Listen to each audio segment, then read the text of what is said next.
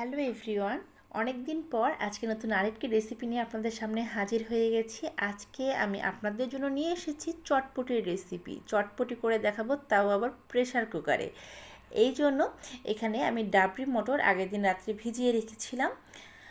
8 থেকে 10 ঘন্টা এটা ভিজিয়ে রেখেছিলাম, তাতে করে মটরগুলো খুব ভালোভাবে ফুলে উঠেছে। দেখুন, তারপর কিন্তু মটরগুলো খুব ভালোভাবে ধুয়ে নিয়েছি। আমার সাথে আরেকজন স্পেশাল কেউ আছে, সেও আমাকে রান্নায় আজকে সহযোগিতা করছে।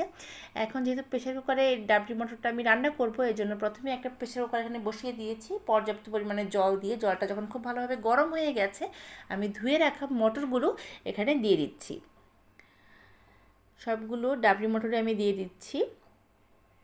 প্রেশার করে রান্না করলে কিন্তু রান্নাটা খুব তাড়াতাড়ি হয়, আর এই ডাবরিগুলো খুব তাড়াতাড়ি কিন্তু নরম হয়ে আসে। যদি আপনারা ডাইরেক্ট কড়াইতে দিয়ে এটাকে সিদ্ধ করেন, তাতে করে অনেকক্ষণ সময় লাগে, আর বুটগুলো কিন্তু খুব ভালোভাবে সিদ্ধ হয় না।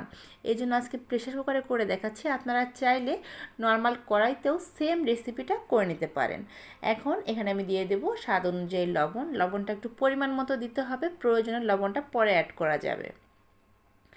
এখন এটাকে আমি ঢেকে দেব। ঢেকে আমি এটাকে 10 থেকে 15 মিনিট এটাকে খুব ভালো করে সিদ্ধ করে নেব। দেখুন, আমি কিন্তু প্রেসার কুকারটাকে খুব ভালো করে ঢেকে দিয়েছি, আর 10 মিনিটের মতো এটাকে আমি খুব ভালো করে সিদ্ধ করে নিচ্ছি।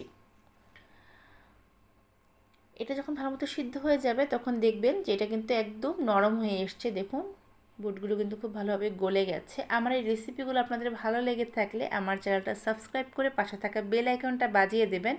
আমি এরকম রেসিপি আপলোড করার সাথে সাথেই আপনি নোটিফিকেশন পেয়ে যাবেন। এখন এখানে আমি কিছু গুঁড়ো মশলা অ্যাড করব। প্রথমেই দিয়ে দেবো চটপটির মশলা। যে কোনো ভালো ব্র্যান্ডের চটপটির মশলা আমি এখানে দিয়েছি, আপনারা ওটা দিয়ে নেবেন। দিয়ে খুব ভালো করে মিক্সড করে দিচ্ছি।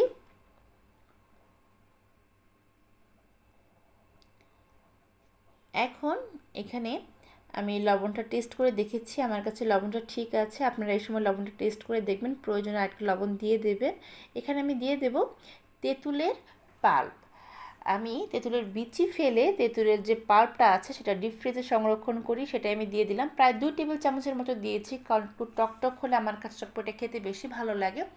আপনারা যদি ডাইরেক্ট শুকনো তেঁতুল দেন, সেই ক্ষেত্রে তেঁতুলটাকে জল দিয়ে একটু ভিজিয়ে রেখে তারপর বিচিগুলো ফেলে জাস্ট পাল্পটা দিয়ে দেবেন।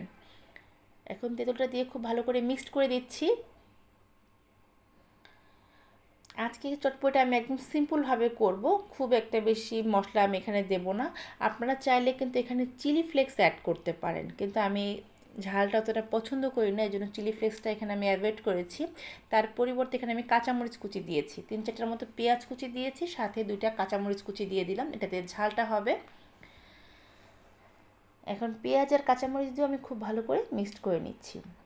দেখুন, আমাদের এই চটপটিটা কিন্তু অনেকটাই ঘন হয়ে এসছে। এর চেয়ে বেশি আর আমি ঘন করব না, কারণ একটু গ্রেভি থাকলে পরে আমার কাছে খেতে বেশি ভালো লাগে।